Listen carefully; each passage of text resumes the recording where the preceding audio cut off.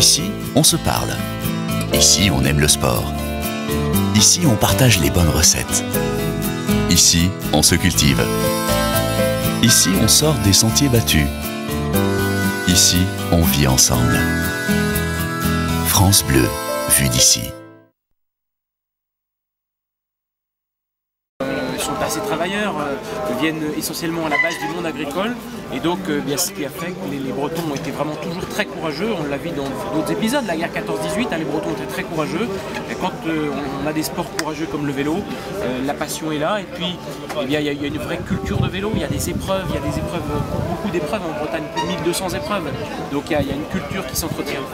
Justement ces épreuves, des épreuves donc professionnelles, aussi beaucoup d'épreuves amateurs, c'est important aussi, c'est vrai, c'est un terreau pour découvrir les jeunes.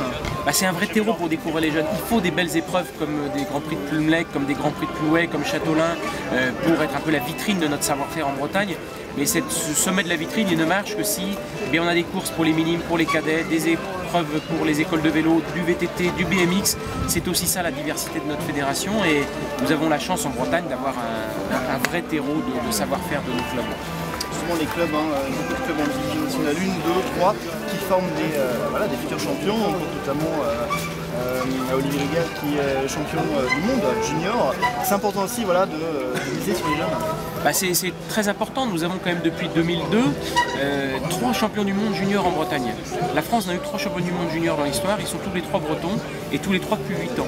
Je crois qu'il n'y a pas, c'est pas un hasard, ça montre qu'il y a ici en Bretagne un vrai travail de nos clubs, de nos éducateurs, des comités départementaux, du comité régional et c'est aussi ce qui fait que ces jeunes-là ensuite arrivent en équipe de France et on leur met les moyens pour performer. Les 2 derniers champions de France junior sont bretons. Donc là encore, on a d'excellents athlètes. Julie Bresset est médaillable aux Jeux Olympiques. Donc Laetitia Corguy également. Donc on peut avoir des médailles d'or ici aux Jeux Olympiques. Donc c'est l'excellence sportive bretonne. Alors un petit mot de votre parcours. Vous êtes donc président de la Fédération française de cyclisme. Comment en êtes-vous arrivé là ?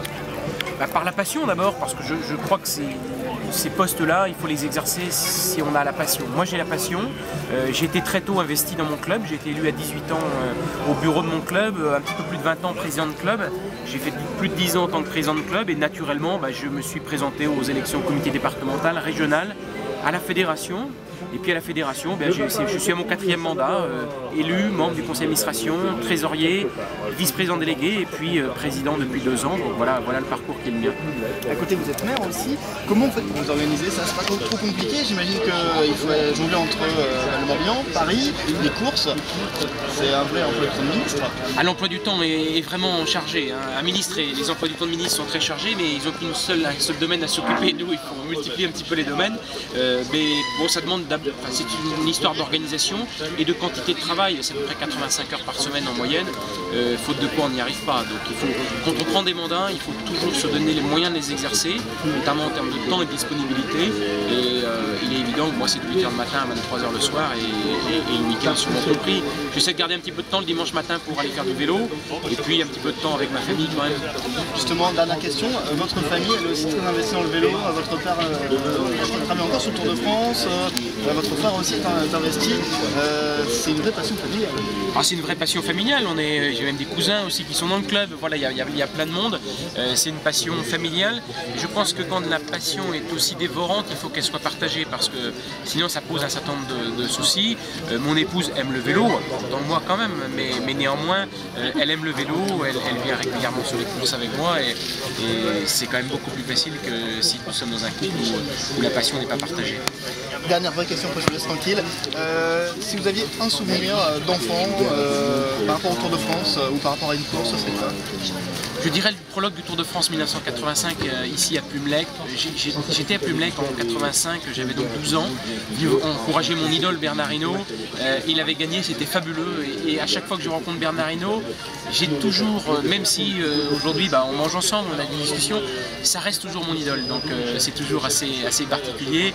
Et ces belles chevauchées d'Hinault dans le Tour de France, c'est des moments qu'on aime et qu'on aimait parce que rien n'était calculé, ou tout était parfois calculé, mais voilà, c'était du panache, quoi. Et c'est ce qu'on aime. Merci beaucoup. Très bien.